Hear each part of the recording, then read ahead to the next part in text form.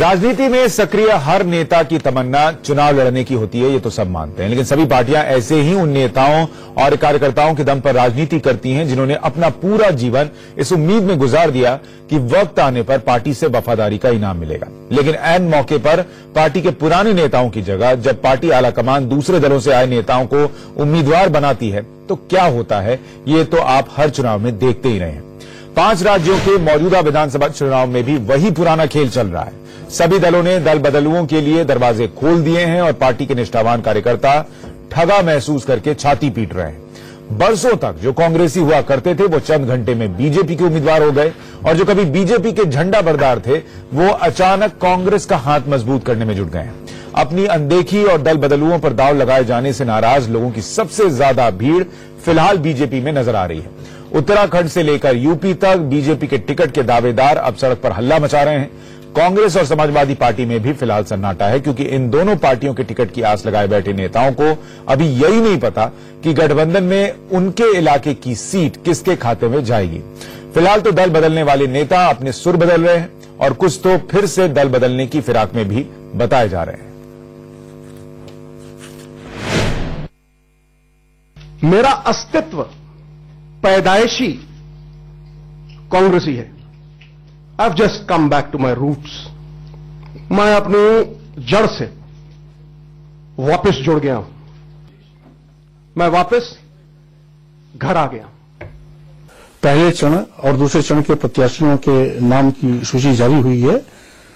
उसमें कुछ नाम हैं, कुछ नाम नहीं हो पाए हैं, लेकिन चूंकि किसी की सूची के पूरे नाम नहीं होते हैं, ऐसी मेरी मान्यता है, इसलिए पार्टी के अंदर मैं अपनी पीड़ा बता चुका हूं।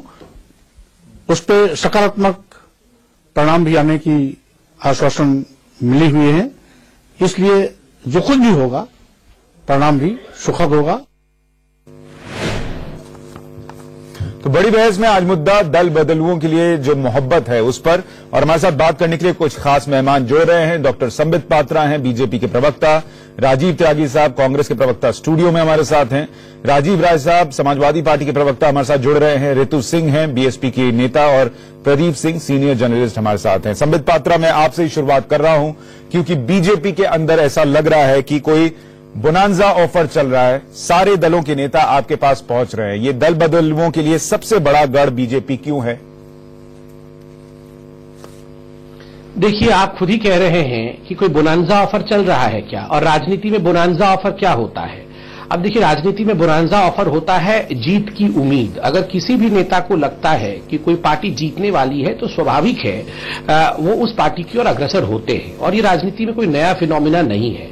देखिए, इसमें दो तरफ से बातें रखनी पड़ेंगी। एक तो यह बात है कि चिंता तो होती है, जो पुराने कार्यकर्ता स्वाभाविक उनको चिंता होती है, इसको नकारना उचित नहीं होगा, मगर पार्टी का जो ध्येय है कि आइडियोलॉजी को लेकर आगे बढ़ना, पार्टी को किसी प्रकार से भी चुनाव में आइडियोलॉजी को मध्य में रखते हुए जीत हासिल करवाना, इन सभी ध्येयों को ध्यान में रखते हुए जो लोग बड़े नेता होते हैं, जिन लोगों के पास उस क्षेत्र का एक्सपीरियंस होता है, उत्तर प्रदेश का, उत्तराखंड का, पंजाब का, स्वाभाविक रूप से उन लोगों को हम लोग इंडक्ट भी करते हैं और उनमें से कुछ लोग चुनाव भी लड़ते हैं, ताकि आगे चलकर ये जो एक्सपीरियंस बेस हमारा है। संबित पात्रा साहब, मुझे ये बताइए दो बातें। एक तो ये कि जिसको आप एक्सपीरियंस बता रहे हैं, वो कार्यकर्ता जो सालों साल से वो एक्सपीरियंस जुटा रहा है, उसका क्या कि उसके ऊपर कोई आकर बैठ जाए। और दूसरी बात ये कि जो नेता आपको गाली देते रहे, जो आपको एक सांप्रदायिक पार्टी बताते रहे, वो अचानक से आपके तरफ आ जाए और आप उम्मीद करें कि आपके कार्यकर्ता उनके लिए जाकर लोगों से वोट मांगे। क्या ये उस कार्यकर्ता के साथ नाइंसाफी नहीं है? और पार्टी का अपना कोई मन होना चाहिए, कोई नीति होनी चाहिए कि हमारे में कौन शामिल होगा और नहीं होगा। देखिए, ऐसी बात नहीं है कि पार्टी में कोई नीति नहीं है कि कौन शामिल होगा या नहीं होगा। दूसरी बात, जहां तक कार्यकर्ताओं का सवाल है, देखिए, मैं खुद भी एक कार्यकर्ता हूं और यहां पर तो हमारी पार्टी का जो प्रचलन है उसमें तो खुद प्रधानमंत्री भी अपने आप को कार्यकर्ता मानते हैं। यहां कोई परिवार से नहीं आता है, यहां नीचे से ही काम करते करते हर कोई ऊपर उठता है। देखिए, कार्यकर्ता आप सही कह रहे हैं, मैं भी इस बात को मानता हूं। तो इनिशियली दुखी होता है कोई कार्यकर्ता अगर इच्छुक होगा टिकट के लिए, उसको नहीं मिलता, किसी दूसरे को मिलता है, मैं अतिशयोक्ति कहूंगा उसे दुख नहीं होता है तो उचित नहीं, उसे दुख भी होता है। मगर वो कालक्रमेण ये बात को महसूस करता है कि पार्टी की अच्छाई के लिए ये कदम उठाया गया, और कार्यकर्ता को हमेशा हमारी पार्टी तवज्जो देती है। कहीं न कहीं उस कार्यकर्ता को हम एडजस्ट भी करते हैं और उसके एस्पिरेशंस को ध्यान में रखकर उसे भी आगे बढ़ाते हैं। नहीं, लेकिन संबित पात्रा साहब, पार्टी के लिए अच्छाई की जो आप बात कर रहे हैं, इसका मतलब स्वामी प्रसाद मौर्य जिन्होंने आपकी पार्टी को क्या क्या नहीं कहा, वो अगर गिनाने बैठूंगा तो कार्यक्रम खत्म हो जाएगा। अभिजीत सिंह सांगा, आरके सिंह, धीरेन्द्र सिंह, इंद्र प्रताप तिवारी, राजेश त्रिपाठी, यशपाल आर्य, किसका नाम नहीं गिनाऊं? क्या पार्टी कोई एक लाइन तय करेगी कि जो लोग हमें सालों तक सांप्रदायिक बताते रहे, एक ऐसी पार्टी बताते रहे जिसमें जाना भी, जिसे छूना भी लोग जो है नेता जो है वो गलत मानते थे, उनको भी आप पार्टी में जगह दे देंगे, चाहे वो कोई भी हो? देखिए, इससे तो पार्टी की साख और बढ़ती है।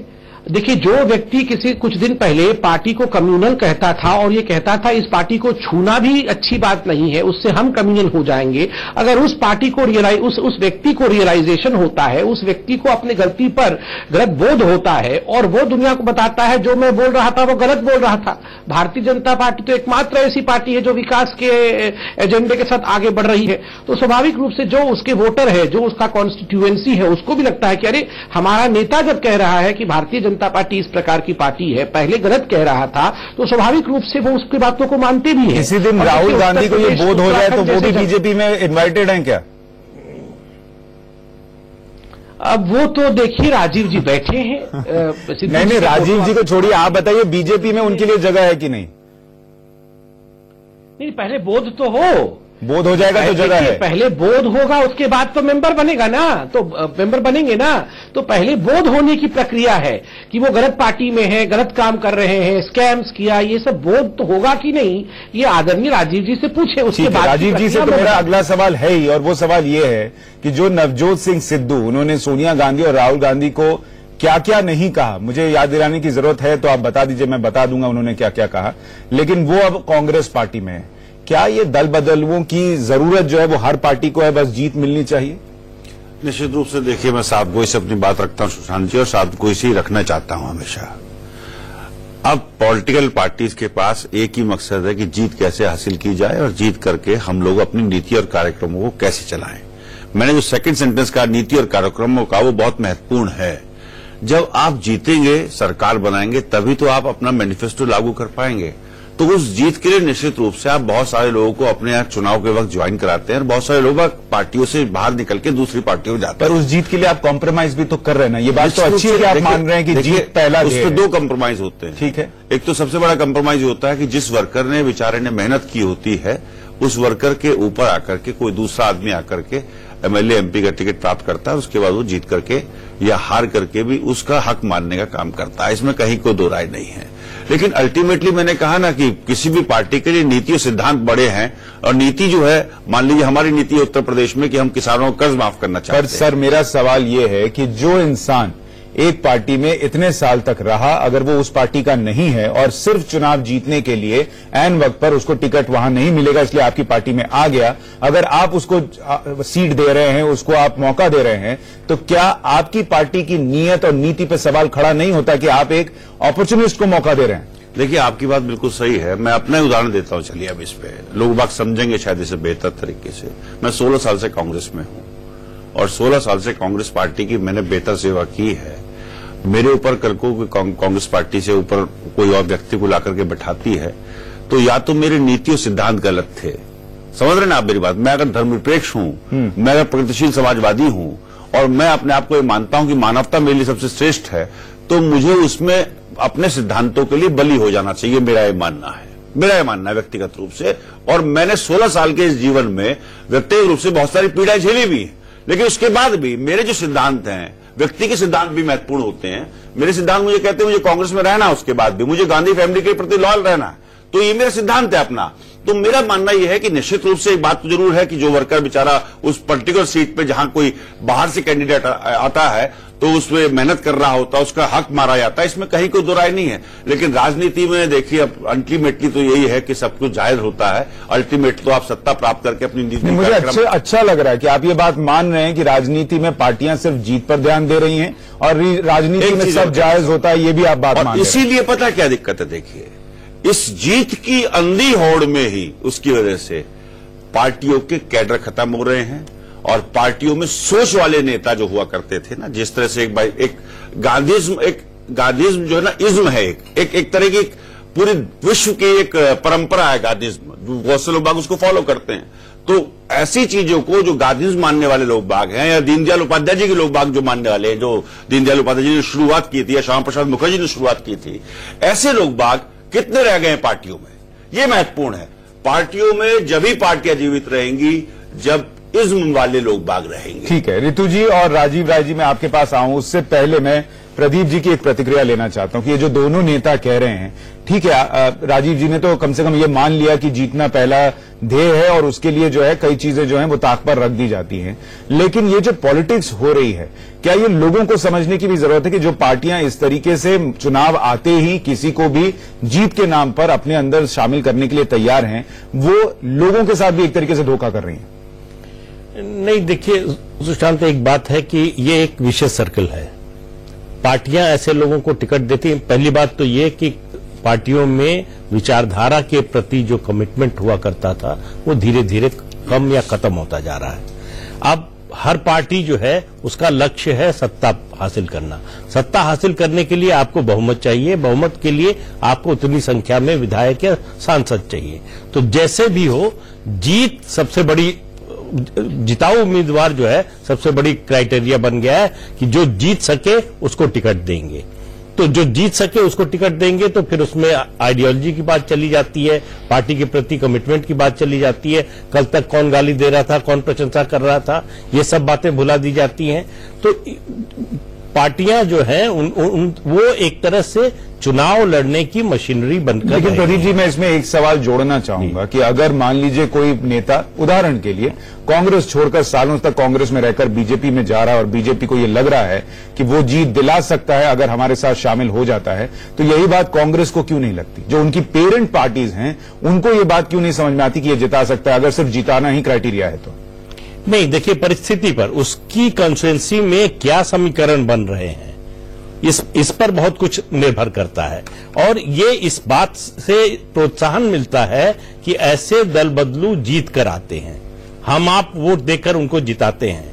तो जब तक वोटर रिजेक्ट करना नहीं शुरू करेगा ऐसे लोगों को, तब तक ये सिलसिला चलता रहेगा कि आप आज शाम तक जो है एक पार्टी में है और 2 घंटे बाद किसी और पार्टी में चले गए और आपको लेश मात्र का भी जो है कोई संकोच नहीं है ये कहने में कि वो पार्टी गलत थी। जिसमें आप 10 साल, 15 साल, 20 साल से थे उसको गलत बता रहे हैं, आज जिस पार्टी में आए हैं उसको सबसे अच्छा बता रहे हैं जिसको 20 साल से गाली दे रहे थे। बात तो ये तय हुई ना कि चुनावी घोषणा पत्र की आप बात करते हैं, आप आइडियोलॉजी की बात करते हैं, वो सब कुछ नहीं है, सिर्फ और सिर्फ जीतना मकसद है और उसके लिए जो जीत दिला देगा वो हमारे साथ आ सकता है, चाहे वो हमारी आइडियोलॉजी को पहले गालियां देता रहा हो, हमारे घोषणा पत्र में जो बातें हैं उनको गलत बताता रहा हो, वो हमें जीत दिलाएगा तो हमारे साथ आ सकता है। बिल्कुल, देखिए इसी राजनीति में जो अपराधीकरण बढ़ा, सबसे बड़ा कारण उसका ये था कि जो इलाके का गुंडा है, बदमाश है, वो साधन संपन्न है, उसके पास पैसा भी है, ताकत भी है, वो जीत दिला सकता है। पहले उसने राजनीतिक दलों के उम्मीदवारों को जिताने में मदद करना शुरू किया, बाद में उसको लगा कि हम खुद लड़के जीत सकते हैं तो उसने चुनाव लड़ना शुरू किया। तो ये एक जो स्थिति बन गई है कि किसी भी हालत में जीत चाहिए, जीतने वाला उम्मीदवार चाहिए, वो उसकी वजह से जो है ये यानी जो दर्शक देख रहे हैं, जो वोटर हैं, वो ये समझ लें कि जो पॉलिटिकल पार्टीज आपके सामने घोषणा पत्र रखती हैं, बड़ी बड़ी बातें कहती हैं आइडियोलॉजी की, उसको आप साइड में रख दीजिए और सिर्फ ये मान के चलिए कि वो जीतने के लिए आई हैं और वो किसी भी हद तक जा सकती हैं जीत हासिल करने के लिए। आपके पास आता हूं सर, आपके पास आता हूं। एक रिएक्शन मैं ऋतु जी का ले लूं पहले कि ऋतु जी एक बात बताइए, जैसे बीजेपी में ये ऑफर ऐसा लग रहा है कोई चल रहा है जिसके लिए लोग बीजेपी में जाने के लिए उतावले हैं, बीएसपी के अंदर क्या समस्या है? क्योंकि जो नेता निकलता वो यही कहता है कि बहन जी जो हैं वो पैसे मांग रही थी और वो पैसा हम नहीं दे पाए इसलिए टिकट नहीं मिल रहा था, इसलिए मजबूरन हमको दूसरी पार्टी में जाना पड़ा। देखिए, आप जिस इल्जाम की बात कर रहे हैं, मैं एक छोटा सा उदाहरण उदाहरण देती हूँ। आज मौर्य प्रसाद जी, स्वामी प्रसाद मौर्य बीजेपी में गए, उनको इन्होंने 30 सीट का लालच दिया और वो लालच के लिए आज वो जो हमारे यहाँ 300 सीट पे मतलब वो टिकट बांटते थे, आज इनके यहाँ 3 टिकट भी उसे मिलने मुश्किल हो रही है, उनको अपनी टिकट भी। तो आज वो क्यों जा रहे हैं, आप मुझे ये बताएंगे? ये तो आप बताएंगे ना क्यों अपनी टिकट भी। तो आज वो क्यों जा रहे हैं, आप मुझे ये बताएंगे? ये तो आप बताएंगे ना क्यों जा रहे हैं? ये बीजेपी बताए कि क्यों जा रहे हैं, क्योंकि हम पे तो वो इल्जाम लगा के चले गए कि हम पैसे लेते हैं। अरे हम तो कह रहे सबूत दीजिए, और टिकट तो वही लोग बांटते हैं जो इस पार्टी पे इल्जाम लगा के गए हैं, वही लोग टिकट बांटते हैं। तो पैसे की बात आप वो कैसे कर सकते हैं, आप बताइए? मौर्य प्रसाद जी 300 टिकट बांटते थे, आज वो 30 टिकट के लालच में बीजेपी में चले गए और 3 टिकट उनको मिली नहीं। पर मुझे तो आज वो बीजेपी से भी जा रहे हैं। बांटता था वो 30 टिकट के लिए बीजेपी में क्यों जाएगा? आप उनसे पूछिए ना कि और उसके पीछे उनका कौन सा लालच था? तो उनका लालच सिर्फ स्वार्थ अपना था, आरके सिंह का क्या लालच था? आरके सिंह कितने टिकट बांटते थे? जो भी है, मतलब सबका अपना अपना। इन्होंने जो बीजेपी ने सिर्फ उन्हें लालच है, क्योंकि इनके पास ना कोई अपना संगठन था यूपी में, ना अपने। एक बात बताइए, जिस पार्टी का कोई संगठन नहीं, जो पार्टी तो जीतने नहीं जा रही, वो ऐसा क्या लालच दे रही है कि आपके नेता छोड़ छोड़ कर जा रहे हैं? अरे हमारे नेता क्या, वो तो हर जगह से खींच रहे हैं, आप बताइए ना। ये तो मैं पूछ रहा हूं, हर जगह से क्यों छोड़ के जा रहे हैं? ऐसा लालच ये क्या दे रहे हैं? और आज उनको अपना वजह, अभी ये सारे के सारे सारे नेता कह रहे थे कि जीतना पहला क्राइटेरिया है। आप कह रही हैं इनका कोई कार्डर नहीं है, इनकी जीत की कोई गारंटी नहीं है। तो बड़े बड़े नेता, कद्दावर नेता, चाहे वो स्वामी प्रसाद मौर्य हो, आरके सिंह हो, चले जाएंगे। सब लालच से जा रहे हैं ना, हारने के लिए। हारने के लिए जा रही है, जीतने के लिए लालच तो उनका पक्का है ना कि भाई हमें कुछ ना कुछ बीजेपी ने उनको लालच दिया। आज वो कहां खड़े हैं उन्हें पता चल जाएगा, और इलेक्शन के बाद उनकी क्या हालत होने वाली है। आप क्या लालच दे रहे हैं ये बताइए जरा, क्योंकि आप जीतने वाले हैं नहीं, ये कोई पार्टी मानती नहीं, आपका कोई कार्डर है नहीं, ये कोई पार्टी मानती नहीं। तो आप ऐसा क्या लालच दे रहे हैं कि बीएसपी, एसपी, कांग्रेस सब आपकी तरफ आ रहे हैं? देखिए, लालच शब्द तो इस्तेमाल नहीं करूंगा, मगर फिर भी हमारी बहन ने अगर लालच शब्द का इस्तेमाल किया है, यहाँ प्रदीप जी हमारे बड़े बैठे हैं, वो भी मानेंगे मेरी बात से। राजनीति में अगर लालच शब्द परमिशन हो तो सबसे बड़ी लालच होती है सत्ता, कि सत्ता हमारे पास आए, हम किसी पद तक पहुंचे, यही कुछ नेताओं का लालच होगा। और क्या लालच? सर फिर देश के लिए काम कैसे करोगे? आ रहे हैं अगर लालच करोगे तो लोग आपको चुनते हैं, वो देश के लिए वो नेता काम क्या करेंगे? वो तो अपने स्वार्थ के लिए काम करेंगे। मैडम वो थोड़ा सा मायावती जी को समझा दीजिए कि वो जो। अरे मैं आपको भी समझा रही हूँ, मोदी जी ने जितने झूठे वादे किए वो सब पहले मायावती जी को समझा दीजिए मैडम। इसीलिए आपको जरूरत पड़ी कि मोदी जी ने अच्छे दिन तो दिखा दिए, लेकिन हम कुछ कर नहीं पाए। माला नहीं पहनती है, नोटों की माला पहनती है, और उल्टा मुझे समझा रही है। आपने पहले के घर में आनंद कुमार अच्छे दिन आने वाले हैं, वो दूसरों को ना लोगों के समझाए। नहीं आए, मोदी जी के और आप लोगों के जरूर आ गए। और आप यहाँ पर बैठ के मोदी भक्त की बातें करते हैं, मोदी भक्त हैं, देशभक्ति की बात। मुझे बताइए, अगर 2 साल में आपको पता चल गया कि अच्छे दिन नहीं आए और देश को पता चल गया, आपके उन नेताओं को क्यों नहीं पता चला जो बीजेपी में जा रहे हैं? यस, मैं तो बता रही हूँ ना कि वो लालच दे रहे हैं, और लालच के उस पर अभी उनको भी पता चलेगा। अब वो बहन जी मौर्य प्रसाद जी, बहन जी से मिलने की जिद क्यों करी उन्होंने? बहन जी तो नहीं मिली ना उनसे, क्यों करी? क्यों वापस आना चाहते हैं बताए? क्योंकि उनका लालच, वो ऐसे लोग ना सिर्फ अपने स्वार्थ के लिए पार्टियां बदलते हैं, उन्हें ना देश से लेना है, ना लोगों से लेना है, ना उनके लिए काम करना है, तो वो अपने स्वार्थ के लिए। ठीक है, अब उनका जवाब सुन लें। जी संबित, अपनी बात पूरी कीजिए, फिर मैं राजीव जी के पास भी आऊंगा। देखिए रितु जी से मैं इतना कहना चाहता हूं, जिन नेताओं का वो नाम ले रही हैं, जिन्होंने अपने स्वार्थ और लालच के कारण पार्टी बदल ली, वही नेता दूसरे पार्टी से इनके पास आए थे। तो आपने क्या लालच दिया था उन लोगों को जो आपके पास आए थे? मैं नाम गिनवा दूंगा जो दूसरी पार्टी से आपके यहां आए थे, चुनाव भी लड़े, जीते भी। तो स्वाभाविक रूप से ये एक दूसरे को उंगली दिखाना हम लोग बंद करें। और याद रखिए, चुनाव के समय सबसे ज्यादा उसी पार्टी में नेता आते हैं जिस पार्टी में जीत का आसार होता है। और सही बात है, वो जीत की इच्छा रखकर कि हमें यहां जीत मिलेगी, उसी इच्छा के साथ आते हैं। कुछ लोगों को सीट मिलती है, टिकट मिलता है, कुछ लोगों को, ज्यादातर लोगों को मना कर दिया जाता है। मतलब आप देखिए, यह सवाल उठाए, ये बात तो सब मान रहे हैं, ये बात तो राजीव जी भी कह रहे हैं, संबित भी कह रहे हैं कि जीत जो है वो पहला क्राइटेरिया बन गया है। एक सेकंड कंप्लीट कर दूं। ठीक है, मैं संबित में आपके पास आ रहा हूं जरा सा। राजीव जी, आपकी बात बोलिए, फिर मैं राजीव 10 सेकंड में कंप्लीट कर दूं, अधूरा रह जाएगा। ठीक है। सॉरी मैं बीच में इंटरप्ट किया।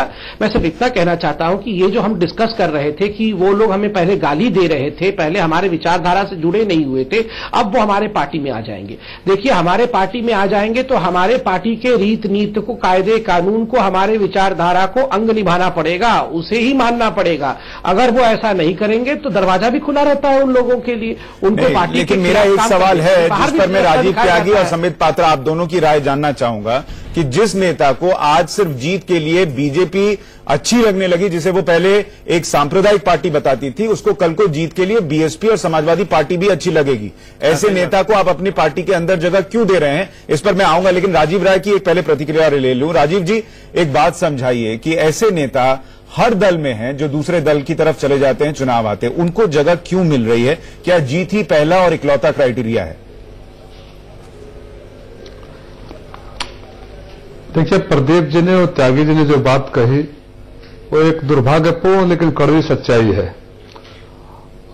ये ऐसा नहीं कि दल बदल आज ही होने लगा है। ये आजादी के बाद से कमोवेश हर दशक में आप देखेंगे, कभी हम लोग बचपन में हरियाणा में आए लाल और गए लाल की सुना करते थे, लेकिन पिछले दिनों से मैं नहीं चाहता था कि पार्टी लाइन पर वाद विवाद या वो हो, लेकिन एक कड़वी सच्चाई है कि पिछले दिनों 2 सालों से जब से भारतीय जनता पार्टी की सरकार केंद्र में आई है, जिस तरह थोक के भाव, चाहे अरुणाचल प्रदेश में आपने देखा, उत्तरांचल में देखा और उत्तर प्रदेश में देख रहे हैं, जहां सुप्रीम कोर्ट को इन्वॉल्व होना पड़ा, ऐसा इस देश ने कभी नहीं देखा था। तो सत्ता ही जब साधन बन जाता है, सत्ता ही एकमात्र लक्ष्य बन जाता है, तो तमाम दावे चाहे विचारों के कहे जाए, लेकिन राजीव जी जो मुद्दा है कि हर नेता जो है देख रहा है, अगर बीजेपी ज्यादातर चुनाव जीत रही है और नेताओं को लग रहा है कि कांग्रेस हर जगह हार रही है, तो नेता छोड़कर दूसरी पार्टी में जा रहे हैं, तो मोटे तौर पर बात वही हो गई कि जीत के लिए वो बीजेपी में जा रहे हैं। अब ये इनके खोखलेपन और इनके डर को दर्शाता है कि इनके पास उम्मीदवार तक नहीं है। आप सत्ता के लिए कहां तक जाएंगे? कोई एक सीमा रेखा सारी पार्टियों को मिलकर तय करना पड़ेगा। मुझे गर्वान्वित है, महसूस करता हूं, गर्व महसूस करता हूं कि वर्तमान में आज की तारीख में जब मैं आपके साथ बोल रहा हूं तो हमारी पार्टी में जो छोटी मोटी समस्याएं थी, इन्हीं मुद्दों को लेकर थे कि माननीय अखिलेश यादव जी, सर आपकी पार्टी की जो छोटी मोटी समस्या है उसका आलम यह है कि नामांकन दाखिल करना शुरू हो गया है और किसी को पता ही नहीं है कि वो चुनाव लड़ेगा या नहीं लड़ेगा, कितनी सीट कांग्रेस को जाएगी, कितनी आरएलडी को जाएगी, कौन सा कार्यकर्ता कहां मेहनत करे, कौन सा नेता कहां प्रचार करे। मैं छोटे से ब्रेक के लिए रुक रहा हूं। राजीव त्यागी जी, मैं आपके पास भी आऊंगा। छोटे से ब्रेक के बाद भी हम इस बड़ी बहस में बने हुए हैं कि क्या सिर्फ जीत के लिए पार्टियां और नेता किसी भी हद तक जाएंगे। हम एक छोटे से ब्रेक के बाद लौट रहे हैं।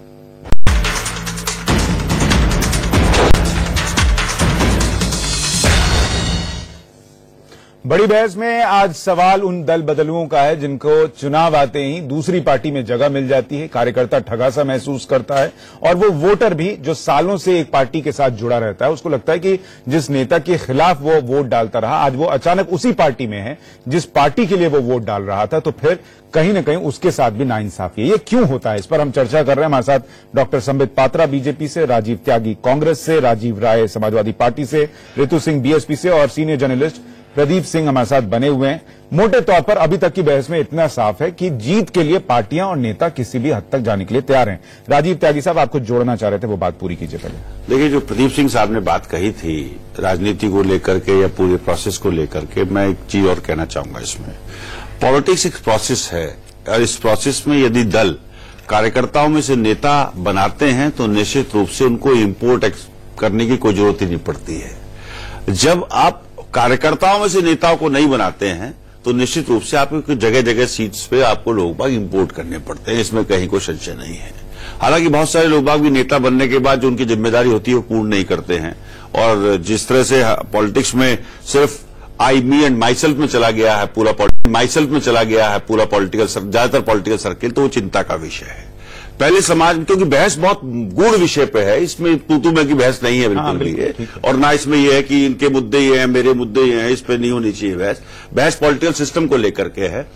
दूसरी बात जो बहुत महत्वपूर्ण मैं सुशांत जी कहना चाहता हूं, पहले समाज में एक क्राइटेरिया था या समाज में लोग बाग ये मानते थे कि किसने कैसे पैसे कमाए।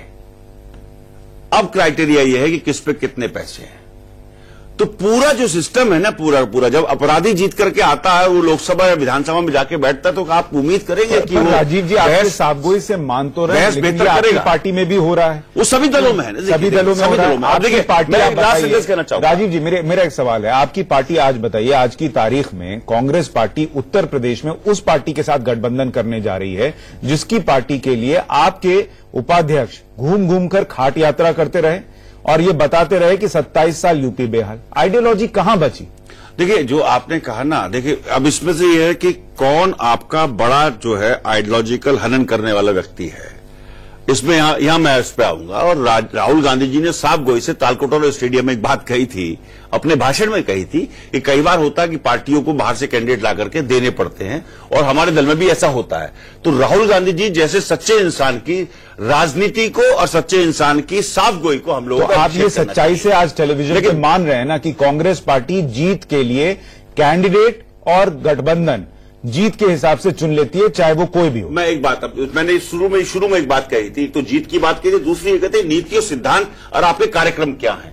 कांग्रेस पार्टी का कार्यक्रम है उत्तर प्रदेश में कि हम 2 करोड़ 34 लाख किसानों में से 2 करोड़ किसानों का कर्जा माफ करना चाहते हैं, जिन्होंने अपना मांग पत्र राहुल गांधी जी को सौंपा।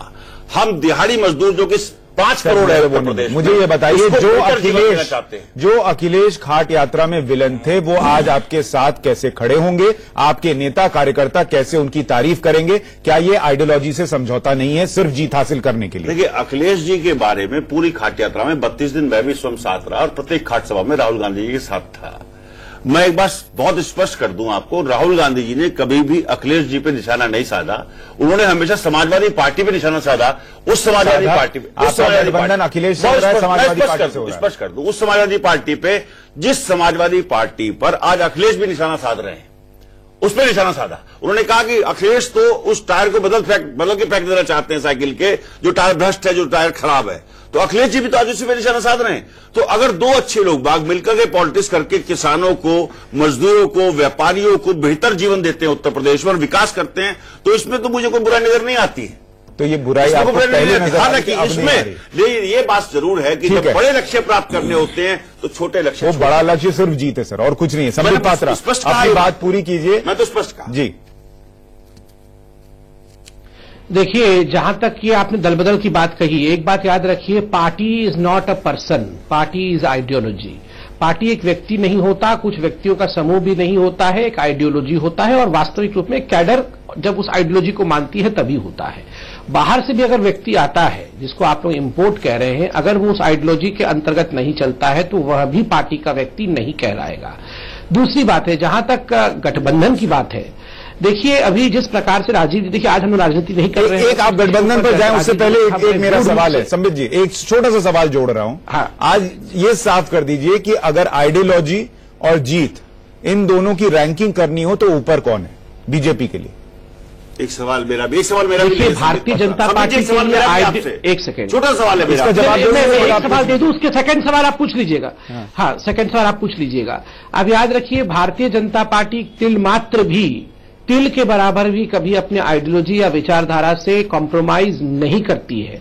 देखिए, आप भी जानते हैं कि भारतीय जनता पार्टी एक आइडियोलॉजिकल पार्टी है, वो एक विचार आधारित पार्टी है, दीनदयाल उपाध्याय जी की आइडियोलॉजी को मान के चलती है। दूसरी बात है कि आज मैं फख्र के साथ कह सकता हूं कि देश में जो 2 पॉलिटिकल पार्टीज हैं, उनमें से भारतीय जनता पार्टी बड़ी कैडर बेस्ड पार्टी है, दूसरा हम लेफ्ट को मानते हैं कि वो कैडर बेस्ड पार्टी है। मतलब सर आपका जवाब यह है कि आइडियोलॉजी ऊपर है, फिर जीत कैडर बेस्ड पार्टी, मैं सवाल कर देता हूं, मैं ले रहा हूं, बिल्कुल आइडियोलॉजी सर्वोपरि, आइडियोलॉजी सर्वोपरि है, मैं ये कह रहा हूं जो लोग आपकी पार्टी में आ रहे हैं बाहर से, उनको अगर आपकी आइडियोलॉजी पसंद भी आ रही है तो उसमें थोड़ा ढलने का टाइम दीजिए, उनको चुनाव में मत उतारिए, जीत भले मिले ना मिले, अगर आइडियोलॉजी की ही बात है तो। और जो पार्टी में पहले से उसकी आइडियोलॉजी तो ज्यादा पार्टी से जुड़ी हुई होगी ना सर? नहीं, जो लोग आते हैं पहले तो इसी बात पे चर्चा होती है कि आप हमारे आइडियोलॉजी के साथ है कि नहीं, और इसी विषय को लेकर वो आगे बढ़ते हैं। और मैंने आपको बड़े स्पष्ट शब्दों में कहा, अगर किसी भी क्षण में लगता है कि वो आइडियोलॉजी के साथ कॉम्प्रोमाइज कर रहे हैं तो बाहर का दरवाजा भी उसी वेग के साथ खोल दिया जाता है। ठीक जवाब जी, पूछ लीजिए। मेरे मित्र ने कहा आइडियोलॉजी सुप्रीम है और भारतीय जनता पार्टी की आइडियोलॉजी सुप्रीम है। पीडीपी से भारतीय जनता पार्टी का गठबंधन है और वहां कॉमन मिनिमम प्रोग्राम में आर्टिकल 370 पर एफिडेविट दिया हुआ है कि हम लोग बाग आर्टिकल 370 पे कोई जोर नहीं देंगे, आर्टिकल 370 हमारा मुद्दा नहीं है। राम मंदिर जो इनका मुद्दा हुआ करता था, जो आइडियोलॉजी हुआ करता था उत्तर प्रदेश में, पहले पेज पे हुआ करता था 90 के दशक में कि हम लोग भव्य राम मंदिर के निर्माण को करेंगे। आज वो 44वें पन्ने पे है भारतीय जनता पार्टी के। मैं ये पूछना चाहूंगा पीडीपी को जो आपने एफिडेविट दिया, नहीं सुनिए मैं जवाब पूरा कर लूं, इसको पूरा कर लूं। और 4 लाख का मुआवजा आपने उठा करके बुरहान वानी के परिवार को दे दिया, जो कि आतंकवादी परिवार नहीं, वो नहीं मिला, वो नहीं मिला है। ये कैसी बात है, ये कैसी आइडियोलॉजी है जब आर्टिकल 370 से आप समझौता करते हैं और भगवान राम के मंदिर के निर्माण से समझौता करते हैं? प्रश्न समझ गया, वो दोनों प्रश्न में समझ गया। ठीक है, एक पैराग्राफ में बोलने से कुछ नहीं होगा। मैं दोनों प्रश्न का समझ गया, दोनों का उत्तर देता हूं। देखिए, जहां तक पीडीपी के साथ आइडियोलॉजिकल डिफरेंस का सवाल है, मैं अभी आपके चैनल पे कहता हूं, अभी भी हम आइडियोलॉजिकली बिल्कुल नॉर्थ और साउथ पोल हैं। हम दोनों आइडियोलॉजिकली भिन्न हैं, तभी तो हमने कोई प्री पोल अलायंस नहीं किया। ना सत्ता के लालच में है ना, फिर तो आप चुनाव के सुन लीजिए, सत्ता के लालच में पूरा जवाब स्वीकार करिए, सर स्वीकार करिए सत्ता के लालच में। अरे चिल्ला चोट से आपने कहा कि गूढ़ डिबेट होगा, अच्छा डिबेट होगा। मैं अभी राहुल गांधी को चिल्लाना शुरू कर दूंगा तो अच्छा थोड़ी लगेगा। आप सुन लीजिए, सरकार जम्मू कश्मीर को डिबेट अच्छा चल रहा था, इस प्रकार चिल्ला चोट करके खत्म मत करिए। अरे 27 साल यूपी बेहाल, और खुद राहुल गांधी कह रहे थे साइकिल पंचर है, वो पंचर साइकिल पे क्यों बैठ गए? पंचर साइकिल के कैरियर पे क्यों बैठ गए? अपना कैरियर बचाने के लिए राहुल गांधी जी का कैरियर समाप्त हो रहा है, ऊपर मेरे से सवाल पूछ रहे हैं। ठीक है, कैरियर बचाइए, उनका कैरियर में बैठे हुए हैं। ठीक है, अरे हम कैरियर में बैठ के भी आपको रोक देंगे, हम कैरियर में बैठ के भी आपके कैरियर में बैठे रहिए, चले जाएंगे, क्योंकि हाथ में बहुत शक्ति है। कैरियर आप हर हाथ शक्ति, हर हाथ तरक्की देनी है हमने। मुबारक हो आपको, इस हाथ में बहुत शक्ति है और इस हाथ से हम हर हाथ शक्ति, हर हाथ तरक्की देंगे। सर आप इस हाथ से सिर्फ साइकिल को पीछे से धक्का ही देते रहेंगे ना, चला तो नहीं है, वो हमने 2014 में देख लिया है। ठीक है संबित पात्रा, आप जवाब दीजिए। संबित पात्रा फिर अहंकार की भाषा बोल रहे हैं, हम बहुत दूर चले जा रहे हैं। 60 साल अगर कांग्रेस को जिताया तो लोगों का बेहतर काम करके जीते हम लोग। बात इस पे जवाब दीजिए ना। हाँ, हो गया। ठीक है संबित जी, आप जवाब दीजिए। राजीव राय जी को दिखा रहे हैं, हार तो हमने स्वीकार की, आप भी स्वीकार करते आए ना। हार क्या चिल्ला रहे हैं? राजीव त्यागी जी, मुद्दा कहीं और जा रहा है। जी संबित पात्रा, जीता हुआ फिर भी शांत हूँ। जी संबित पात्रा जी, आप राजीव त्यागी जी का जवाब दीजिए। कर रहे इसलिए मैंने पकड़ा आपको। ठीक है, अब संबित जी जवाब दे दीजिए। नंबर 1, ठीक, देखिए मैं आपको बार बार कहता हूं, पीडीपी के साथ कभी भी प्री पोल अलायंस का तो सपने में भी नहीं सोच सकते हैं। जब 25 सीट और 28 सीट आई, आप बताइए सुशांत जी, अगर दूसरा चुनाव भी हो जाता, वही 25 सीट और 28 सीट आती, तो क्या जम्मू कश्मीर की जनता को गवर्नेंस नहीं मिलना चाहिए, या वहां हमेशा के लिए प्रेसिडेंट रूल लगा देना चाहिए? तो एक कॉमन मिनिमम प्रोग्राम बना के हम केवल सरकार का जो काम है, ताकि लोगों को गवर्नेंस मिल सके। सर फिर ऐसे में तो संबित पात्रा जी, ऐसे में एफिडेविट दिया आपने, वो तो नहीं देते कम से कम कॉमन मिनिमम प्रोग्राम में। आप सरकार एफिडेविट दिया हुआ है आपकी, कॉमन मिनिमम प्रोग्राम में एफिडेविट नहीं देना होता है, आपको पता नहीं है। श्यामा प्रसाद मुखर्जी की आत्मा नहीं रोल रही होगी इस बात को कहते हैं, आपको पता नहीं है। कॉमन मिनिमम प्रोग्राम में कोई एफिडेविट नहीं होता। बिल्कुल आपने लिख के दिया हुआ है, कम से कम आइडियोलॉजी है, क्लब थोड़ी है। When I speak on television और in live, I always try to my level best to speak truth. अच्छा ठीक है, और संबित पात्रा साहब, आप ना आपने जी न्यूज में कहा था कि आप प्रवक्तागिरी छोड़ देंगे अगर गठबंधन होगा। आज तो आपने जो बात कही है ना, उसको अंजाम दे चुका हूँ। अच्छा चलिए, उसको अंजाम दे चुका हूँ। राजीव राय साहब को जोड़ना चाह रहे हैं, अंजाम दे चुका हूँ। राजीव राय साहब अपनी बात कही है, मैं माफी चाहता हूँ, मैं अंजाम दे चुका हूँ। राजीव त्यागी जी प्लीज, अंजाम दे चुका हूँ। ठीक है संबित पात्रा, मैं आपके पास आता हूँ। मुझे अगर भेजेगी तो मैं जाऊंगा। संबित जी मैं आपके पास आता हूँ। राजीव राय जी अपनी बात कहिए। सुशांत जी, आपने बहुत ही सामयिक महत्वपूर्ण मुद्दा आज के बहस में उठाया है, और इस पूरे बहस को 2 व्यक्तियों की बहस बनाकर रखना हो तो मुझे नहीं लगता। नहीं, मैं इसीलिए आपके पास आया हूँ, वो बहस कहीं और जा रही है। आप अपनी बात कहने का मौका दे तो मैं बात रखूं, नहीं तो मैं कहीं आप बात खराब करना चाहूंगा। देखिए, इतना सामयिक विषय है कि इस पर इतने हल्के फुल्के से बहस करना, विचार करने का कोई मतलब नहीं होता है। जो कड़वी सच्चाई है उसको स्वीकार करना चाहिए, और कड़वी सच्चाई को स्वीकार करते हुए जो हमारे नेता आदरणीय अखिलेश यादव जी ने पहल की शुरुआत करी। दो स्तरों पर गठबंधन होता है। एक, 2 पार्टियां आपस में राजनीतिक गठबंधन करती है, कुछ जगहों पर व्यक्ति विशेष पार्टी बदलते रहते हैं।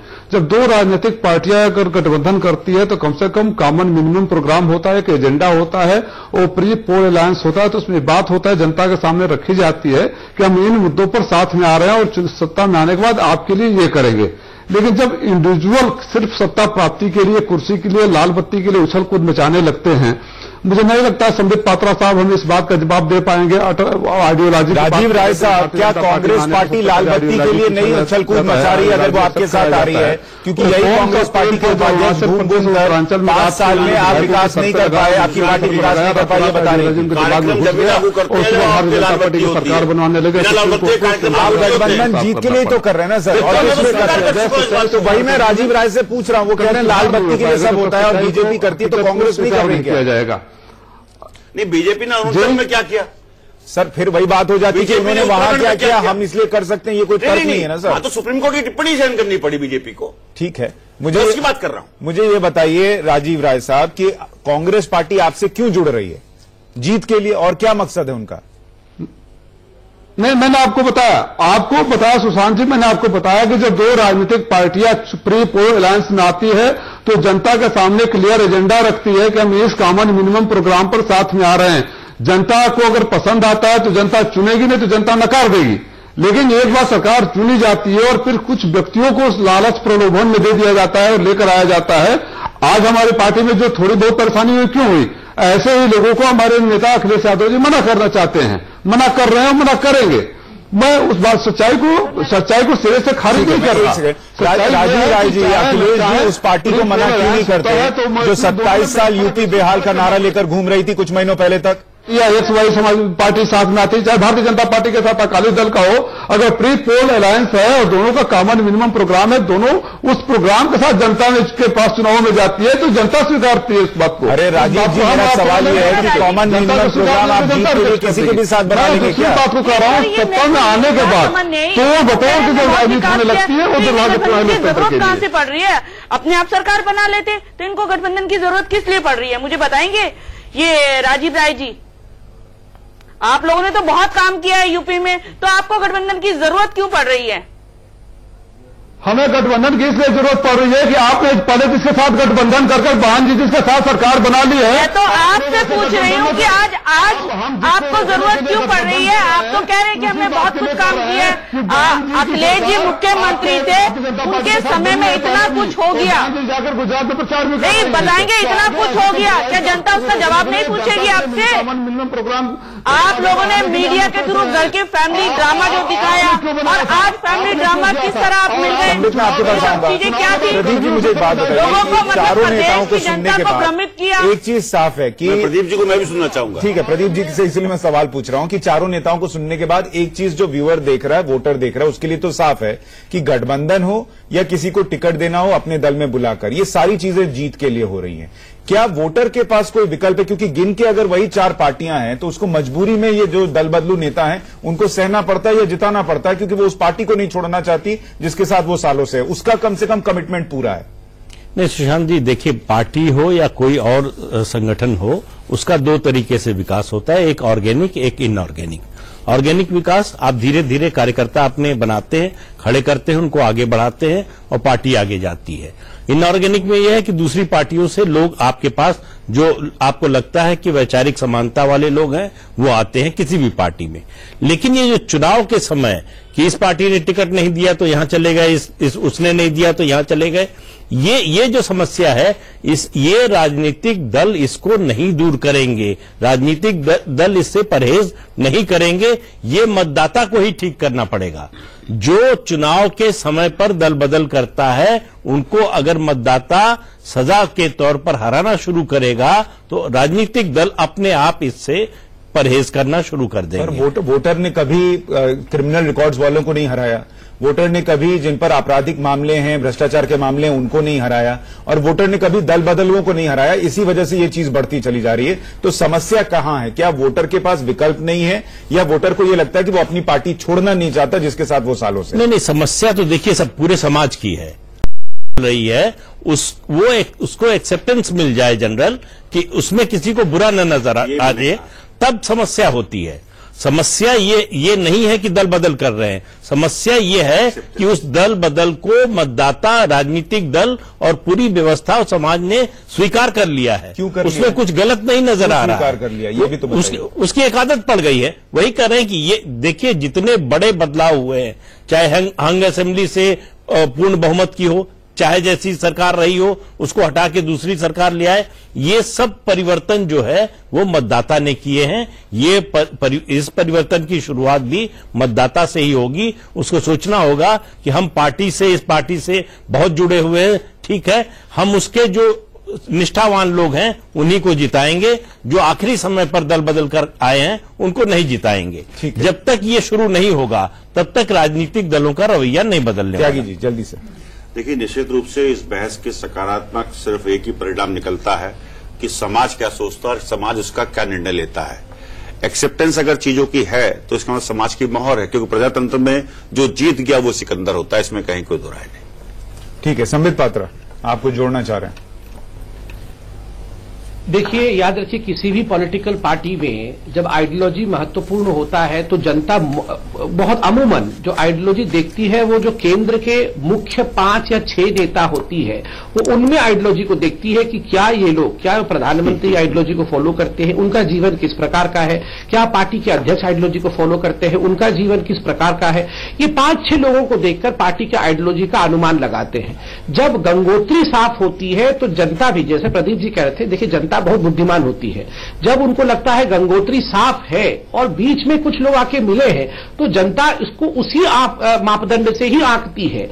अगर ऊपर में क्या होगा सर होता है, गंगा जो है वो पटना पहुंचते पहुंचते इतनी गंदी हो जाए कि उसमें पैर डालना भी मुश्किल। मैं एक बात और कहना चाहता हूं, हर आदमी तो गंगोत्री। मैंने इसको कहा ना बिल्कुल ऐसी बात नहीं है। मैंने आपको कहा था कि जब पार्टी में आए तो आइडियोलॉजी को अपना कर आए, और आइडियोलॉजी को अगर तनिक भर भी उससे किसी प्रकार का परेशानी होता है या वो आक्षेप करते हैं आइडियोलॉजी पे, तो बाहर निकलने का दरवाजा उन लोगों के लिए और एक बात कहना चाहता हूं